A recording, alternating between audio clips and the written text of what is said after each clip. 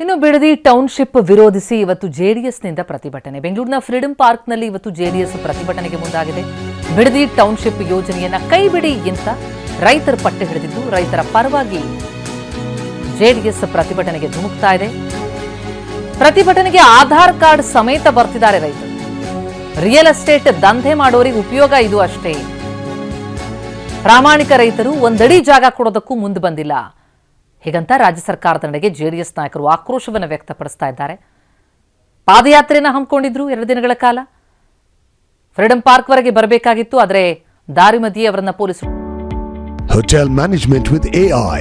Join IIHM, International Institute of Hotel Management. ವಶಕ್ಕೆ ಪಡೆದಿದ್ರು. ಈಗ ಪ್ರತಿಭಟನೆಯ ಹಾದಿ, ಆಧಾರ್ ಕಾರ್ಡ್ ಸಮೇತ ರೈತರು ಈ ಪ್ರತಿಭಟನೆಗೆ ಬರ್ತಿದ್ದಾರೆ.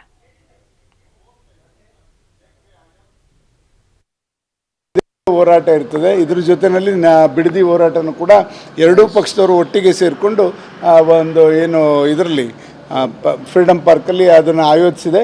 ಖಂಡಿತ ಎಲ್ಲರೂ ಸೇರಿಕೊಂಡು ಅದರಲ್ಲಿ ನಿಮಗೆ ಅಲ್ಲಿ ಮುಕ್ತವಾಗಿ ಅಲ್ಲಿರ್ತಕ್ಕಂಥ ರೈತರೇ ಅಲ್ಲಿ ಪಾಲ್ಗೊಂಡು ಅದರಲ್ಲಿ ಕೂತ್ಕೊಂಡು ಅವ್ರ ಆಧಾರ್ ಕಾರ್ಡ್ ಸಮೇತ ಬರೋರಿದ್ದಾರೆ.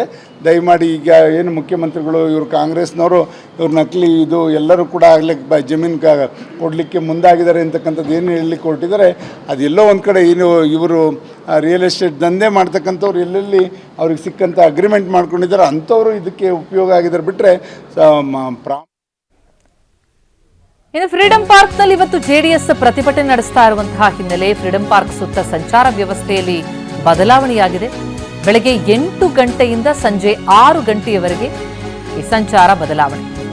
ಕೆಜಿ ರೋಡ್ ಮೂಲಕ ಮೈಸೂರು ಬ್ಯಾಂಕ್ ವೃತ್ತದಿಂದ ಬಲ ತಿರುವು ಪಡೆದು ಫ್ರೀಡಂ ಪಾರ್ಕ್ ಕಡೆಗೆ ಬರುವಂತಹ ವಾಹನಗಳು ಕಡ್ಡಾಯವಾಗಿ ಪ್ಯಾಲೇಸ್ ರೋಡ್, ಮಹಾರಾಣಿ ಅಂಡರ್ ಪಾಸ್ ರಸ್ತೆ ಬಳಸೋದು ಒಳ್ಳೆಯದು. ಫ್ರೀಡಂ ಪಾರ್ಕ್ ಜಂಕ್ಷನ್ನಿಂದ ಕನಕದಾಸ ವೃತ್ತದ ಕಡೆಗೆ ಬರುವ ಮತ್ತು ಅಲ್ಲಿಂದ ಹೋಗುವಂತಹ ವಾಹನಗಳ ಸಂಚಾರಕ್ಕೂ ಕೂಡ ನಿರ್ಬಂಧ ಇದೆ. ರೂಟ್ ಯಾವ ರೀತಿ ಚೇಂಜ್ ಆಗಿದೆ ಅನ್ನೋದರ ಡೀಟೇಲ್ಸ್ ಗಮನಿಸ್ತಾ ಇದ್ದೀವಿ ಸ್ಕ್ರೀನ್ ಮೇಲೆ. ಬಿಡದಿ ಟೌನ್ಶಿಪ್ ಯೋಜನೆ ಕೈಬಿಡಿ ಅಂತ ರೈತರು ಪಟ್ಟು ಹಿಡಿದಿದ್ದು ಜೆಡಿಎಸ್ ಫ್ರೀಡಂ ಪಾರ್ಕ್ನಲ್ಲಿ ಪ್ರತಿಭಟನೆಗೆ ಮುಂದಾದಂತಹ ಹಿನ್ನೆಲೆಯಲ್ಲಿ ಸಂಚಾರದಲ್ಲಿ ಬದಲಾವಣೆ. ಬೆಳಗ್ಗೆ 8 ಗಂಟೆಯಿಂದ ಸಂಜೆ 6 ಗಂಟೆಯವರೆಗೂ ಕೂಡ ಈ ಬದಲಾವಣೆ ಇರುತ್ತೆ.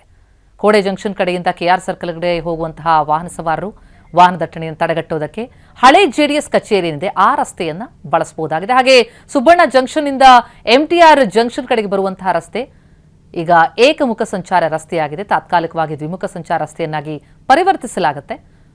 ಈ ರೀತಿ ಸಂಚಾರ ಬದಲಾವಣೆ ಕಡೆ ಗಮನ ಹರಿಸುವುದು ಒಳ್ಳೆಯದು.